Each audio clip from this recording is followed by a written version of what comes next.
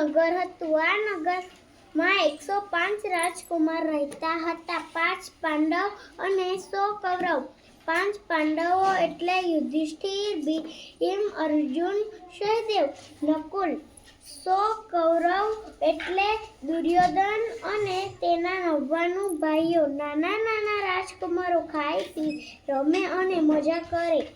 એકવાર 5 પાંડવ બગીચામાં રમતા હતા. એટલામાં દુર્યોધન અને તેના 99 ભાઈઓ આવ્યા.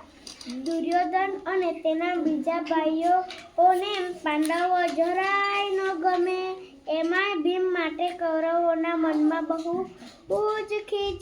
કૌરવો હંમેશા પાંડવોને હેરાન કરવાની તક જ શોધતા હોય. એક દિવસની વાત છે. દુર્યોધન પાંડવોને કહે, ચાલો આપણા ભેગા મળીને આંબલી પીપળી રમીએ.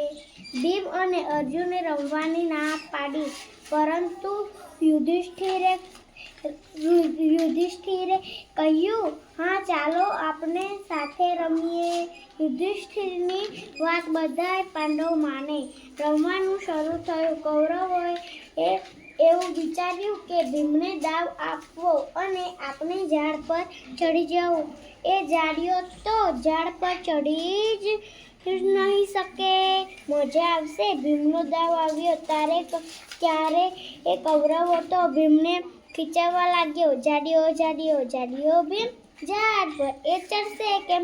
આંબલી પીપળીનો દાવ દેવા આપણે એ અડશે કેમ? સરસ. ભીમે વિચારમાં પડ્યો, વાત તો સાચી, હું ઝાડ પર કેવી રીતે ચડું? ત્યાં તો કૌરવ ફરીથી બોલવા લાગ્યા, કોઈના ટેકે ચડશે તો પણ ફેંકો એનો ફોકટ જશે. ફેરો એનો ફોકટ જશે. ફેરો એનો ફોકટ જશે. ઝાડની ડાળીએ પગ મૂકશે તો ડાળી સાથે નીચે જશે. ભીમને બહુ ગુસ્સો આવ્યો. એને તો જોરથી બૂમ પાડી. એના મોટા અવાજથી એક બે કૌરવો તો ધ્રુજવા લાગ્યા. ભીમે પોતાનો હાથ જેવો પગ પછાડ્યો. ધરતી ધ્રુજી. 2-3 કૌરવો તો ઓ મારે કરીને નીચે પડ્યા. ભીમ હજુ પણ ગુસ્સામાં હતો, કારણ કે દુર્યોધન અને દુઃશાસન હજુ ઝાડ પર હતા અને ભીમને ખીચવતા હતા. ગુસ્સામાં ભીમે ઝાડના થડને જોરથી એક મુક્કો માર્યો. આખું ઝાડ ધ્રુજી